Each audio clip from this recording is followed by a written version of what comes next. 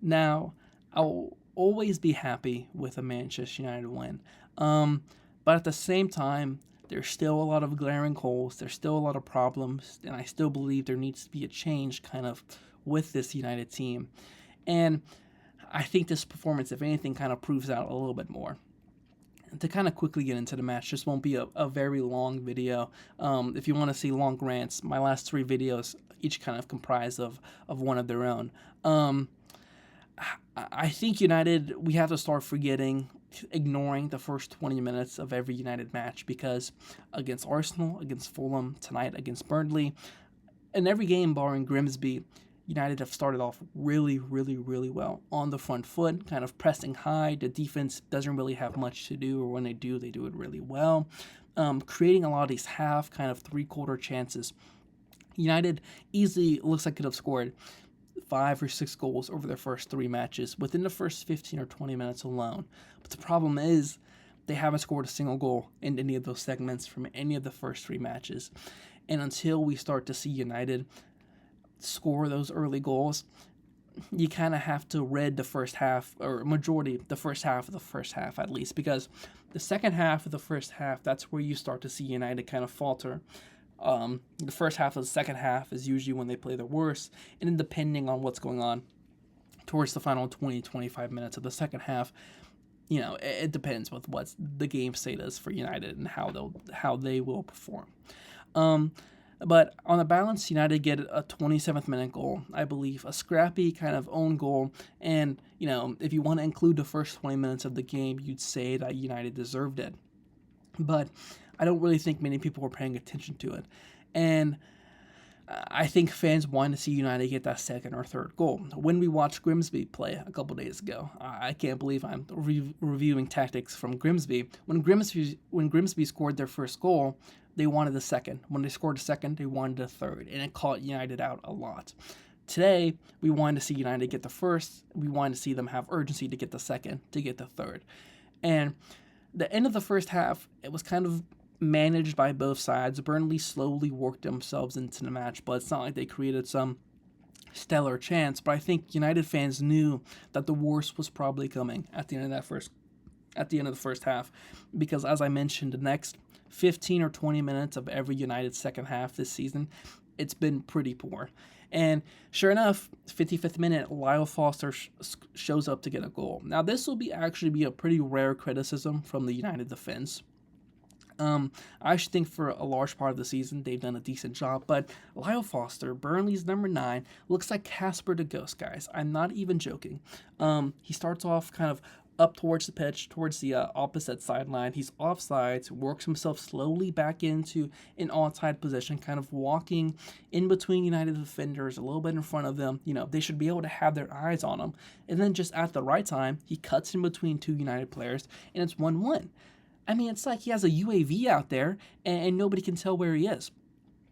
This is kind of poor marking that I saw. I thought I saw a lot under Ole Gunnar, and you kind of see it again here today. It's just like, why are we able to track these players? And Matthias de Ligt, Lennon Euro, two players who have actually had a lot of praise on, kind of the whole entire back line, they just weren't really there. They weren't there at all. It almost looked like a training regimen kind of goal for Burnley. They even a score at 1-1. And you're just like, okay. And then, 90 seconds later, from that goal going in, Altay Bayindir just launches a goal kick or kickoff all the way over to Joshua Zirkzee, heads it down, goes to Brian Mbumo, just like that. United back up 2-1, and I think I'd be interested to see the fans' kind of reaction to that. I was just like, okay, what's gonna happen for the next 10 minutes? But United seemed to really be rocking.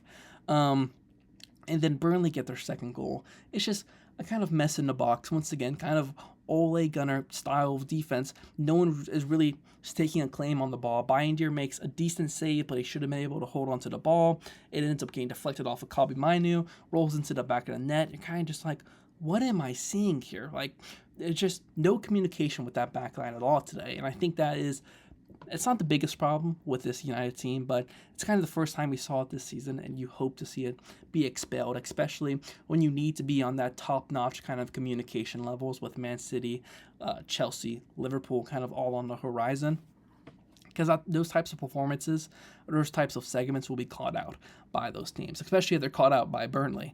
So from that point on, it feels like the same old same. This is going to be a 2-2 tie against Burnley, and I'm waiting just to see the mass reaction after this match. But guys, I have heaped a lot of criticism on Ruben Amorim, and I still will, and I still don't believe this is good enough. But at least today, I saw Bruno Fernandes on my TV screen. Usually he's pinned to the midway line, playing as a left center back in build-up. But guys, he was given the license to push up into attack, and United's final line, the front three, the front four, started making things look a lot more cohesive. And that's just what Bruno Fernandes does so well. He links up play, creates chances, sees passes that a lot of other United players can't see. A lot of players in the Premier League, really, in general, can't see. He's dictating play. And you see that, and you also see Kobbie Mainoo, who I believe came on at halftime. Doesn't have his best game in United jersey. I don't think he's done. He's been at the level that we've expected to see him be at over the past couple of seasons. He wasn't great today, but even an okay Mainoo performance in this United team still looks pretty good. He's doing a good job of maintaining play, not letting Burnley get too far in the counterattack. He makes one really good one-on-one defensive stand towards the end of the second half. And I'm thinking to myself, okay, if United keep playing like this over the last 10, 15 minutes, they're going to create a real goal-scoring chance. And sure enough, Bruno Fernandes sees a pass that no one else is seeing. Was it towards the 90th minute? Amat's kind of on the edge of the box, makes a diagonal run inside, gets pulled down. Bruno kind of slides the ball in. A penalty is given after VAR review.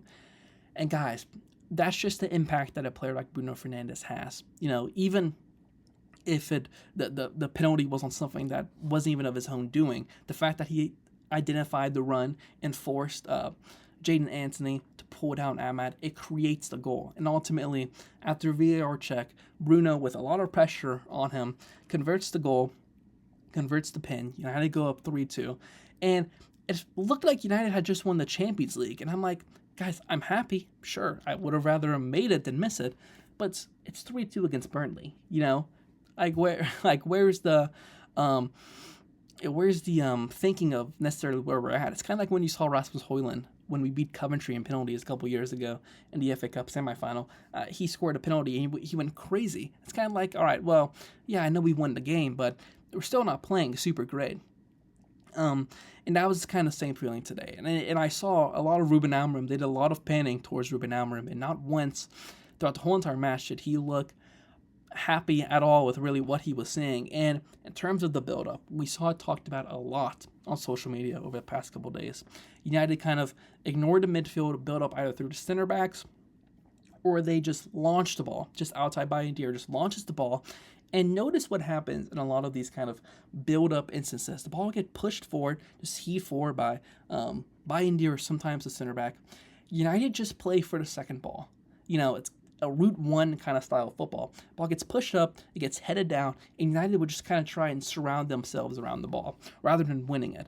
And I think that really does push this narrative that I'm trying to form here on United are creating a lot of low XG chances. And you'll see a lot of the chances they create are kind of just from that heaved pass. It gets knotted down into the midfield, and you hope a United player picks up the ball and pushes one of the forward three players inside to create a relatively low XG chance. And that's just stuff that it really does upset me, because you look at Liverpool. They beat Newcastle. What was the score of that match? 3-2, I believe. Liverpool didn't create a number of chances, but what's made them so great over the past couple of years is their efficiency. They may only create 2 or 3 really good chances every single match, but they'll hit every single one, because no matter who's out there, it's a one-on-one chance almost every single time. That 16-year-old kid, he must have been pretty scared going to St. James Park in a 90-whatever minute. The ball gets threaded through to him, but all he has is one-on-one. He's converted that 100 different times in training. Arne Slot does a great job of allowing his team or forcing his team to create really, really good chances. It might not come every single minute, but when it's there, it's a one-on-one. It's a two-on-one. It's an easier goal almost every single time. Meanwhile, you look over at United. Yes, today they put on 25 shots, created 2.54 XG open play XG, I believe 2.15 open play XG. Guys, 25 shots to that amount of expected goals. It's just a lot of almost a defender still on him, but he's taking a shot kind of stuff. Just what I was mentioning before, because you have such a lack of a structured build-up and you're relying on the second ball to create your chances, you're never going to get good chances.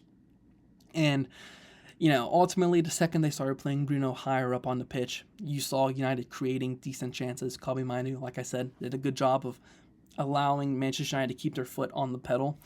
But today, you relatively got bailed out. Did they deserve to win the match? Yeah, probably. But you're not going to get a penalty in the 90th minute every single match. That's just not going to happen. And as they face Chelsea soon, as they face Man City soon, there has to be something that changes. And I am still unfortunately firm on my stance that the change has to happen with a manager.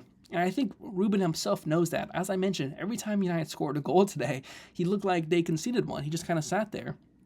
And I don't know, I'm glad he was honest enough to admit that, to see that. And even when Bruno took his penalty, he had his legs kicked up like he was vacationing in Margaritaville.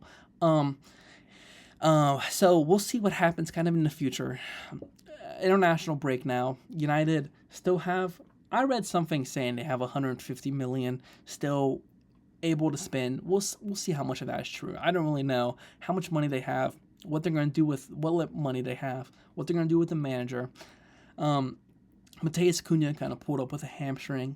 I think 25, 30 minutes into the match. It'll be interesting to see how United adapt to how I mentioned earlier on in the video, the first 15, 20 minutes, they always look really good.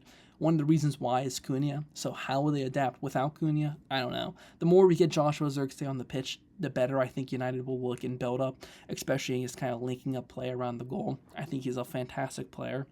But yeah, listen, United aren't last near the bottom as much anymore.